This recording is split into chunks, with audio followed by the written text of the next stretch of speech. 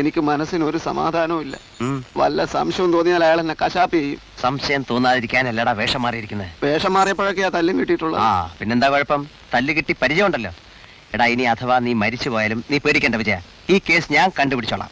ദാസ അറം പറ്റും. അറം പറ്റില്ല വിജയ. എടാ 2 തുള്ളി രക്തം, 2 തുള്ളി, അത് AB പോസിറ്റീവ് ആണെങ്കിൽ നമ്മുടെ ഈ അന്വേഷണം പരിപൂർണ്ണ ജയം. അപ്പൊ ഞാനവിടെ വേലക്കാരനായി ചെന്നിട്ട് അയാളുടെ ഇവിടെ വിജയ് എത്ര പ്രാവശ്യം നിനക്ക് ഞാൻ പറഞ്ഞു തരണം? ഇതാ ഇത് കണ്ടോ, ഇത് സൂചി കണ്ടല്ലോ. ഇത് അയാളുടെ കയ്യിലോ കാലിലോ കുത്തി കയറ്റണം. എന്നിട്ട് ഇത് കണ്ടോ, ഇത് പുറമോട്ട് വലിക്കണം. അപ്പൊ ബ്ലഡ് കിട്ടും. അത്ര തന്നെ. അപ്പൊ ഈ കുപ്പിയിൽ എന്തോ പറഞ്ഞല്ലോ, ഒറ്റ കുത്തു വെച്ചാണ്ടല്ലോ. എടാ ഇത് ക്ലോറോഫോം. ഇത് പഞ്ഞിയിലെ 1-2 തുള്ളി ഇറ്റിച്ചിട്ട് വേണം ആ ഭീകരന്റെ മൂക്കിൽ വെച്ച് അമർത്താൻ. അപ്പൊ അയാൾ ബോധം കിടും. എന്നിട്ട് വേണം ബ്ലഡ് എടുക്കാൻ. അത്രേ ഉള്ളൂ. അപ്പൊ ക്ലോറോഫോം മൂക്കിൽ വെച്ചോട്ടെ എന്ന് ചോദിച്ചാൽ അയാൾ സമ്മതിക്കും അല്ലേ? അയാൾ ഉറങ്ങുമ്പോ വേണം ഇത് മൂക്കി കൊണ്ട് വെക്കാൻ. അത് ശരി. അപ്പൊ ഞാനവിടെ ആദ്യം വേലക്കാരനായി ചെന്നിട്ട് പിന്നെ അതെ.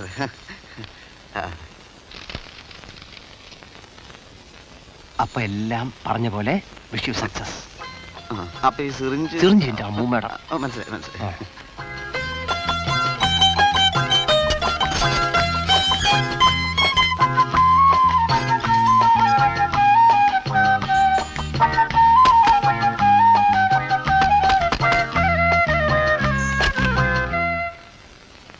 ആരാ? ഞാൻ എന്ത് വേണം? നന്നായി ജോലി ചെയ്യാൻ അറിയാവുന്ന എനിക്ക് സാർ ഒരു ജോലി തരണം. ഇവിടെ ജോലിയൊന്നുമില്ല. ചോറും കറിയും തെക്കൻ സ്റ്റൈൽ, വടക്കൻ സ്റ്റൈൽ, മധ്യകേരളം സ്റ്റൈൽ എല്ലാം നന്നായി ചെയ്യും സാർ. ഇവിടെ പാരം വേണ്ട. കൂലി തന്നില്ലെങ്കിലും പ്രശ്നമല്ല സാർ. ഓടാവുന്നു.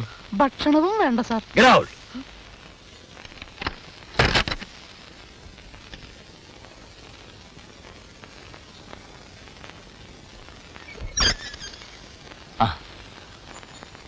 എന്തായി? അയാൾ ഗെറ്റ് ഔട്ട് അടിച്ചു. എന്ന് പറഞ്ഞ് തിരിച്ചു പോന്നാലെങ്ങനാ? ഒന്നുകൂടെ ചെന്ന് നോക്ക്. കൂലി വേണ്ട, ഭക്ഷണം വേണ്ട എന്നൊക്കെ ഞാൻ പറഞ്ഞു നോക്കി. ഇനിയും ചെന്നാൽ അയാൾ ഇടിക്കും. ഇതൊന്നും നടക്കുന്ന കാര്യമല്ല ദാസ. ആ സർക്കിൾ ഇൻസ്പെക്ടർ പറഞ്ഞതുപോലെ അയാൾ എത്രയും പെട്ടെന്ന് അറസ്റ്റ് ചെയ്യുക. അപ്പൊ നമുക്ക് ഇഷ്ടം പോലെ ചോര എടുക്കാലോ. എടാ അയാളെ അറസ്റ്റ് ചെയ്യാൻ നമുക്ക് തെളിവുകൾ എവിടെ? എന്നാൽ ഇനി നീ താടി ഒട്ടിച്ച് ചെല്ല്. താടി ഒട്ടിച്ചാലൊന്നും എനിക്ക് വേലക്കാരന്റെ ലുക്ക് കിട്ടില്ലടാ. ഈ ചുറ്റുപാടിൽ തന്നെ മറ്റേതെങ്കിലും വീട്ടിൽ കയറിയാലും മതി. അതുകൊണ്ടെന്താ കാര്യം? എപ്പോഴും നമുക്ക് അയാളെ വാച്ച് ചെയ്യാൻ പറ്റും. അയാളുടെ നീക്കങ്ങളും നമുക്ക് കാണാം. രാത്രി വന്ന് രക്തം കൊടുക്കാം. ആ വീട്ടിൽ ചെന്ന് നോക്ക്. വേണം. നമുക്ക് മെഡല് വാങ്ങണ്ടേ, പേരെടുക്കണ്ടേ, ഉയർന്നുയർന്ന് വലിയ ഉദ്യോഗസ്ഥന്മാരാകണ്ടേ, ജോലിയില്ലാതെ തെണ്ടി നടന്നപ്പോ കണ്ടിരുന്ന സ്വപ്നങ്ങളൊക്കെ യാഥാർത്ഥ്യമാക്കണ്ടേ? വേണം. വലിയ വീട്, കാർ, AC, ഫ്രിഡ്ജ്. അതാ പറഞ്ഞ മോച്ചല്ലേ. ആ വീട്ടിലോട്ട് കയറിച്ചല്ലേ. ചെല്ലേ.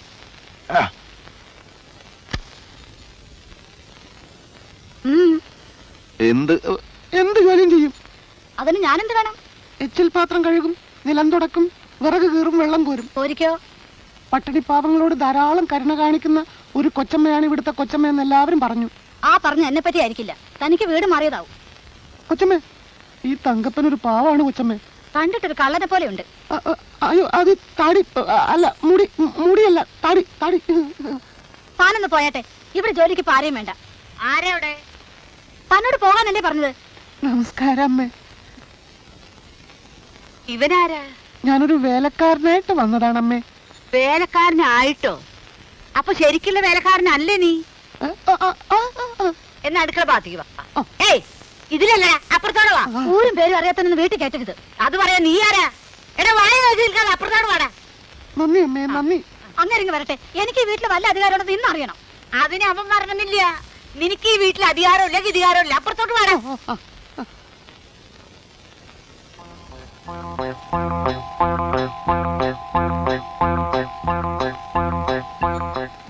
അയ്യോ, വഴിപോക്കൻ.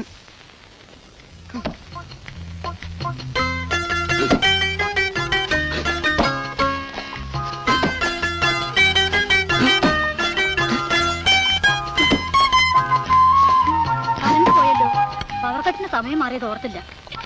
അങ്കപ്പാ, ടാങ്ക് നിറക്കണം. ഞാനോ? പിന്നെ ഞാനോ?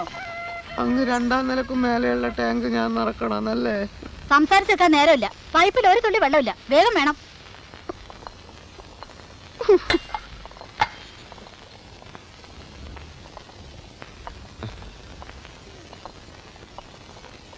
കുടിക്കാൻ കഞ്ഞിവെള്ളം വേണോ ചേട്ടാ?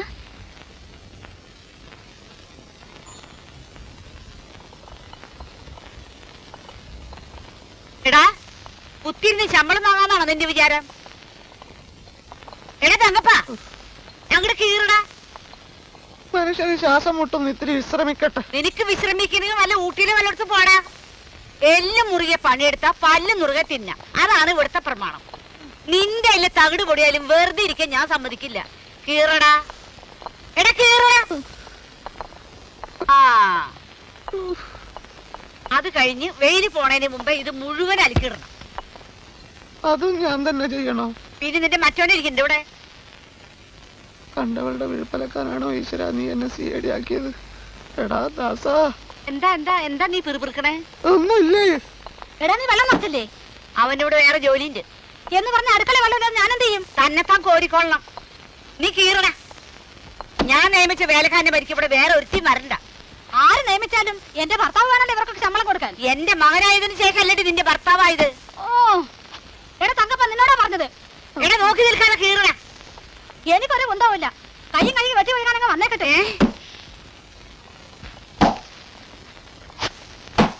ഞാൻ പറയുന്നത് മാത്രം അനുസരിച്ചാ മതി. ടാങ്കിൽ വെള്ളം നിറയ്ക്കാൻ അധികം താമസിക്കണ്ട. കീറിക്കോ കീറിക്കോ.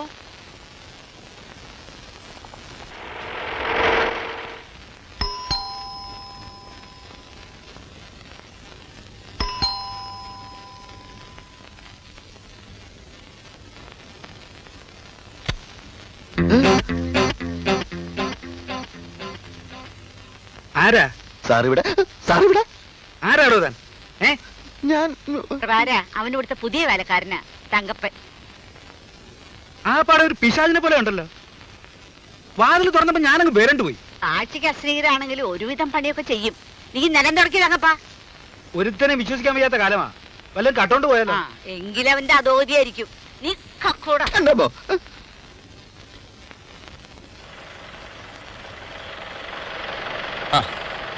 എവിടുന്ന ഈ വഴിക്ക്? മോനെ ഡേക്കറിന്ന് കൊണ്ടുവരാൻ പോയതാ. അന്ന് ശോഭയുടെ വീട്ടിൽ വരാൻ തോന്നിയത് എന്റെ ഭാഗ്യം. ദിവസങ്ങളോളം ഞങ്ങൾ അന്വേഷിച്ചുകൊണ്ടിരുന്ന ഭീകരനെ അന്ന് കണ്ടെത്താൻ സാധിച്ചു. പക്ഷെ ഞാൻ കൊണ്ടൊന്ന് കാപ്പി കുടിക്കാതെ പോയത്. അതിനെന്താ, കാപ്പിയേക്കാൾ വലുതല്ലേ കേസ് അന്വേഷണം? തിരക്കില്ലെങ്കിൽ ഇന്ന് അവിടം വരെ ഒന്ന് വരണം. അമ്മ 1-2 തവണ അന്വേഷിച്ചു. തിരക്കാണ്, എങ്കിലും വരാം. പിന്നെ ചിലപ്പോ സമയം കിട്ടിയെന്ന് വരില്ല. ഇരിക്കു കേട്ടോ, ഓടിക്കളയരുത്. ഇപ്പൊ വരാം.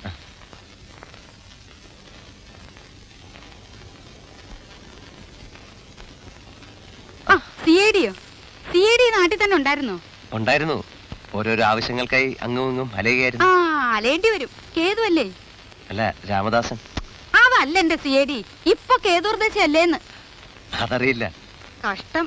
പിന്നെ എങ്ങനെയാ ഫലം അറിയാ? ഫലത്തിൽ ദോഷങ്ങളുണ്ടെങ്കിൽ നമ്മൾ പ്രതിവിധി ചെയ്യണ്ടേ? ആയില്യക്കാരനിപ്പോ കേതുവായിരിക്കും. മോശം കാലാ, അലച്ചില് കൂടും.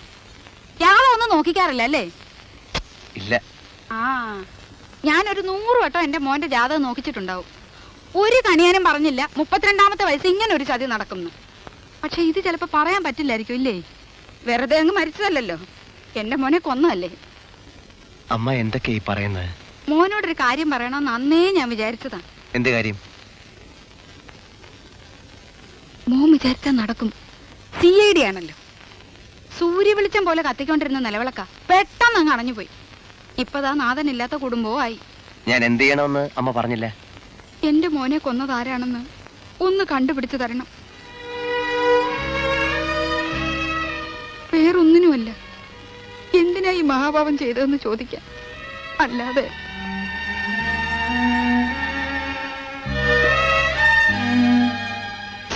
എന്താ അമ്മേ?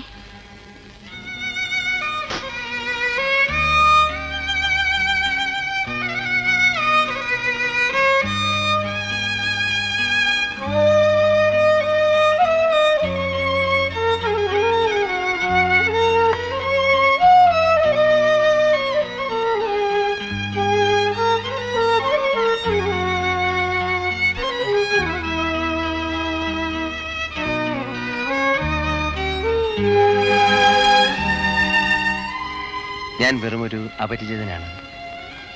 എങ്കിലും അമ്മയോട് ദേഷ്യം തോന്നരുത്. രാജേട്ടൻ പോയ പിന്നെ അമ്മ ഇതുവരെ നോർമൽ ആയിട്ടില്ല. ഞാൻ അതല്ല ചോദിച്ചത്. മനസ്സിലായി. രാജേട്ടനെ ആരെങ്കിലും കൊന്നതാണോ എന്നല്ലേ? അതെ, അങ്ങനെ പറഞ്ഞു. ശരിയാണ്. ഇൻസ്പെക്ടർ ആയിരുന്നു. ചെക്ക് പോസ്റ്റിൽ വെച്ചാണ് കൊല്ലപ്പെട്ടത്.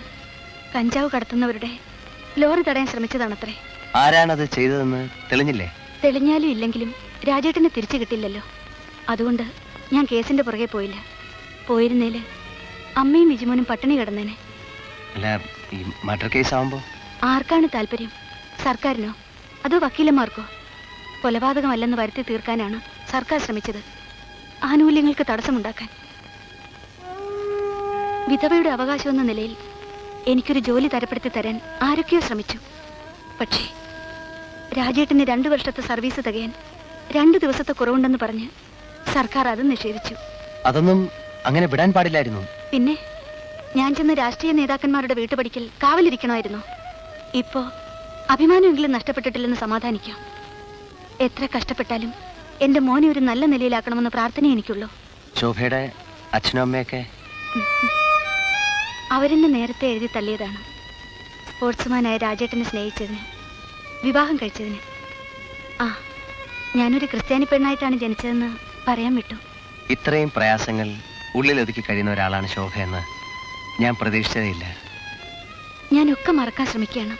മറന്നേ പറ്റൂ. അമ്മയുടെ വിശ്വാസം വിജിമോന്റെ ജാതകദോഷം കൊണ്ടാ രാജേട്ടൻ മരിച്ചതെന്നാണ്. സത്യത്തിൽ അമ്മയെ ഭയന്നിട്ടാ ഞാൻ ജോലിക്ക് പോകുമ്പോൾ മോനെ ഡേ കെയറിലാക്കുന്നത്. അല്ലാതെ കാശുണ്ടായിട്ടൊന്നുമല്ല. ശോഭയ്ക്ക് വിരോധമില്ലെങ്കിൽ കൂടുതൽ മെച്ചപ്പെട്ട ഒരു ജോലിക്ക് വേണ്ടി ഞാൻ ശ്രമിക്കാം. എന്ത് ജോലി? ഗവൺമെന്റ് സർവീസിൽ തന്നെ. കിട്ടില്ല. അങ്ങനെ പറയരുത്. ഒരു വലിയ സമരമാണ് നമ്മുടെയൊക്കെ ജീവിതം. പൊരുതിയാലേ പിടിച്ചു നിൽക്കാൻ പറ്റൂ. ഞാനൊന്ന് ശ്രമിച്ചു നോക്കട്ടെ.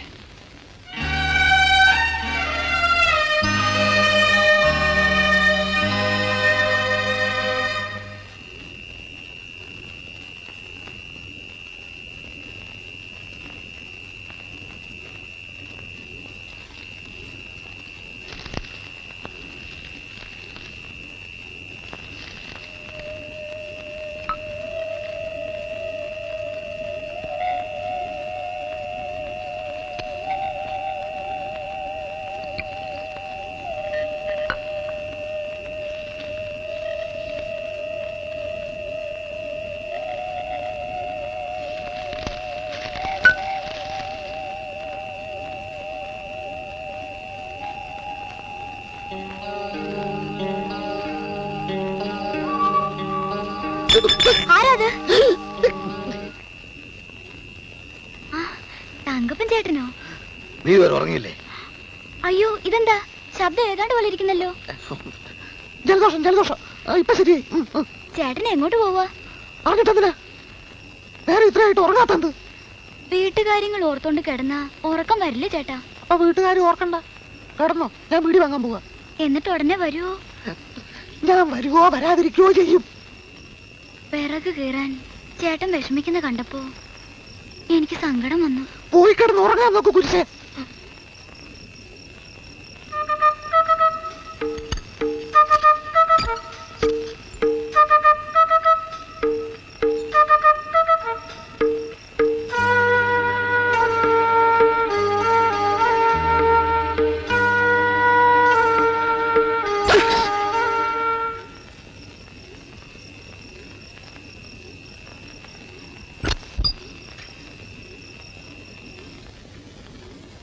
നിന്നെ ഇതിനൊന്നും കൊള്ളുകയില്ലെന്ന് നീ വീണ്ടും വീണ്ടും തെളിയിച്ചിരിക്കുകയാണ് എന്റെ വിജയ.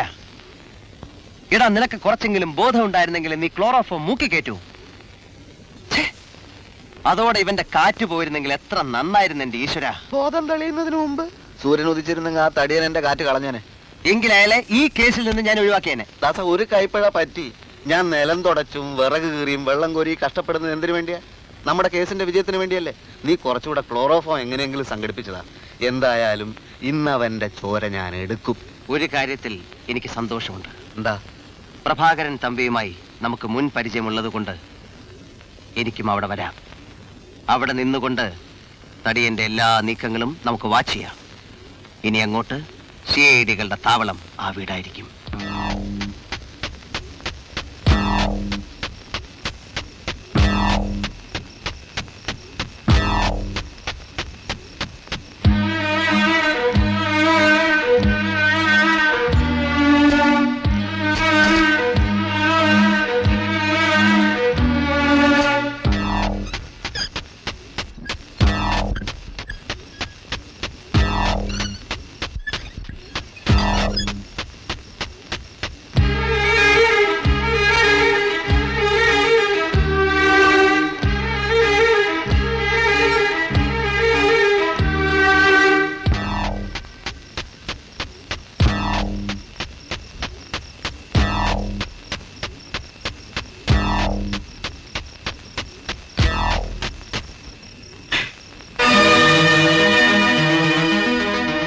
അനന്തൻ നമ്പ്യാർ, നിങ്ങൾ ഞാൻ ജയിലിൽ ചാടി.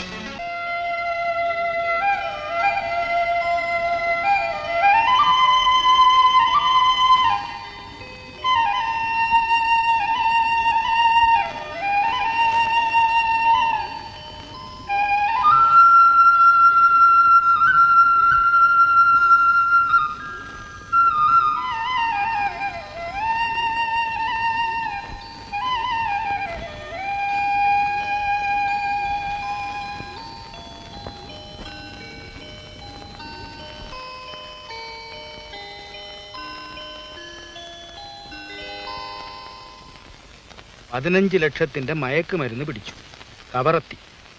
കവറത്തി ഐലൻഡിനെ ലക്ഷ്യമാക്കി നീങ്ങിക്കൊണ്ടിരുന്ന ഒരു ബോട്ടിൽ നിന്ന് കസ്റ്റംസ് ഓഫീസർ രാജശേഖരന്റെ നേതൃത്വത്തിലുള്ള സംഘം 15 ലക്ഷം രൂപയോളം വില വരുന്ന ഹെറോയിൻ തുടങ്ങിയ മയക്കുമരുന്നുകൾ പിടികൂടി.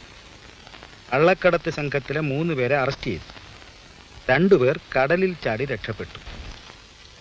കഷ്ടം, ഈ കസ്റ്റംസുകാരെ കൊണ്ട് തോറ്റു. കള്ളക്കടത്തുകാർക്ക് ജീവിക്കാൻ വയ്യാന്നുള്ള ഒരു സ്റ്റേജായി.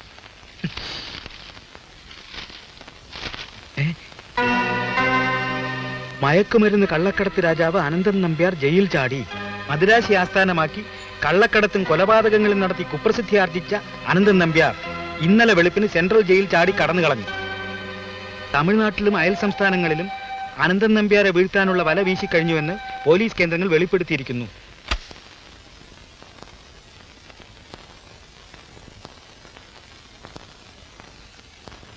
അനന്തോ, അനന്തൻ നമ്പ്യാരെ, എന്നെ തല്ലല്ലേ, ഞാൻ ഒരു കുറ്റവും ചെയ്തിട്ടില്ല. ഇങ്ങോട്ട് നോക്കി, ഇത് ഞാനാ, പ്രഭാകരൻ നമ്പി. ഞാനങ്ങ് ഭയന്നു പോയില്ലോടോ. ഇങ്ങനെ ഭയന്ന് അതാ അകത്തായത്. കള്ളക്കടത്തും കൊലപാതകമൊക്കെ ചെയ്യുന്നവനെ ഇങ്ങനെ പേടിത്തൊണ്ടനാവരുത്. താനിക്കത് പറയാം. ഞാൻ അനുഭവിച്ചതിന്റെ 100-1 താൻ അനുഭവിച്ചിരുന്നെങ്കിൽ ഇതിനു മുമ്പേ ഹാർട്ട് അറ്റാക്ക് വന്ന് എത്തേനെ. 2 മലയാളി സേടികളാ മദ്രാസി കള്ളക്കടത്ത് രാജാവായിരുന്ന എന്റെ ജീവിതം കുട്ടിച്ചോറാക്കിയത്. അവന്മാരെ തട്ടാൻ ഞാൻ പഠിച്ച പണി 18 നോക്കി. പക്ഷെ ആ ഭയങ്കരന്മാരുടെ അടുത്ത് എന്റെ അടവൊന്നും ഫലിച്ചില്ല. ആ പിന്നെ എന്തൊക്കെയുണ്ട് പ്രഭാര വിശേഷങ്ങള്? തന്റെ മുഖത്തെന്താ ഒരു തെളിച്ചമില്ലാതെ? കള്ളക്കടത്തും കൊലപാതകമൊക്കെ എങ്ങനെയുണ്ട്? അങ്ങനെ നടന്നു പോകുന്നു. എന്നാലും ഞാൻ ജയിലില്ല എന്നറിഞ്ഞിട്ട് തനിക്കൊന്നും കാണാൻ തോന്നിയില്ലല്ലോ. അതിന് ആ സമയത്തെല്ലാം ഞാൻ ഇടുക്കിയിലായിരുന്നു. അവിടെ കഞ്ചാവ് തോട്ടത്തിന്റെ പണി നടന്നുകൊണ്ടിരിക്കുമ്പോഴാ താ അകത്തായ വിവരം ഞാൻ അറിയുന്നത്. പിന്നെ സംഗതി കുഴപ്പത്തിലേക്ക് നീങ്ങിക്കൊണ്ടിരിക്കുക. എന്റെ ലേറ്റസ്റ്റ് ഫോട്ടോ സഹിതം വാർത്ത പത്രത്തിൽ വന്നിട്ടുണ്ട്. നോക്ക്. Oh my God.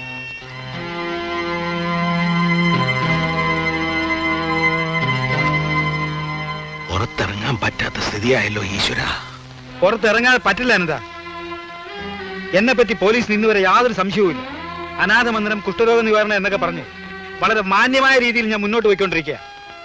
താനുമായി ബന്ധമുണ്ടെന്നോ മറ്റോ പോലീസുകാർ അറിഞ്ഞാൽ എന്റെ ഭാവി അതോടെ അവതാളത്തിലാവും. അപ്പോ അനന്തൻ ഇവിടുന്ന് പോണം. പ്രഭാകരാ, പതുക്കെ. എന്റെ ഭാര്യയെ ഞാൻ ഈ പത്രം കാണിച്ചിട്ടില്ല. എന്റെ രഹസ്യങ്ങളൊന്നും അവർക്ക് പോലും അറിയില്ല. എന്നെ ആപ്പിലാക്കാതെ അനന്തൻ എത്രയും പെട്ടെന്നൊന്ന് സ്ഥലം വിടണം. ആ പഴയ പ്രഭാകരൻ തന്നെയാണോ ഈ സംസാരിക്കുന്നത്? 7 വർഷങ്ങൾക്ക് മുമ്പ് വിജയവാഡയിലെ കാസിനോ ഹോട്ടലിൽ വെച്ചൊരു മാർവാടിയെ തല്ലിച്ചതച്ച് ഇടയിലുണ്ടായിരുന്ന 4 ലക്ഷം രൂപ നമ്മൾ പങ്കിട്ട് ആ സൗഹൃദമൊക്കെ താൻ ഇത്ര പെട്ടെന്ന് മറന്നോ? പഴയ കാര്യങ്ങളൊന്നും പറഞ്ഞ് നേരം കളയണ്ട. ഞാൻ കുറച്ച് രൂപ വേണമെങ്കിൽ തരാം. രൂപയല്ല എനിക്കിപ്പോൾ ആവശ്യം, ഒളിച്ചിരിക്കാൻ ഇടവാ. ഇന്ത്യയിൽ ഒരിടത്തും എനിക്ക് രക്ഷയില്ല. താൻ എനിക്കൊരു കള്ള പാസ്പോർട്ട് സംഘടിപ്പിച്ചതാ. ഞാൻ വല്ല മലയാളിലോ സിംഗപ്പൂരിലോ എവിടെങ്കിലും പോയി വല്ല കൂലിപ്പണിയും ചെയ്ത് ജീവിച്ചോളാം. അതൊന്നും പെട്ടെന്ന് നടക്കുന്ന കാര്യമല്ല എന്താ. എന്നാ ഞാൻ ചെന്ന് പോലീസിന് പിടി കൊടുക്കട്ടെ? അതാണ് നല്ലത്. ഒരു കള്ള പാസ്പോർട്ട് സംഘടിപ്പിച്ചാൽ ഞാൻ ഈ വീട്ടിൽ നിന്ന് പോകത്തില്ല. ഈ വീട്ടിൽ എന്തായാലും തന്നെ നിർത്താനൊക്കത്തില്ല. താൻ ഒരു കാര്യം ചെയ്യും, എന്റെ കൊപ്രാക്കളത്തിൽ പോയി നിൽക്കും. പക്ഷേ താൻ അടിമുടി ഒന്ന് മാറണം. എന്ന് വെച്ചാ വേഷം മാറണം. തലയിൽ ഒരു വിഗ് വെക്കണം, ഒരു താടി വേണം. പിന്നെ പാറപ്പുറത്ത് ചിരട്ടയിട്ട് വരയ്ക്കും പോലുള്ള തന്റെ ഒരു ശബ്ദം ഉണ്ടല്ലോ, അതൊന്ന് മാറ്റണം.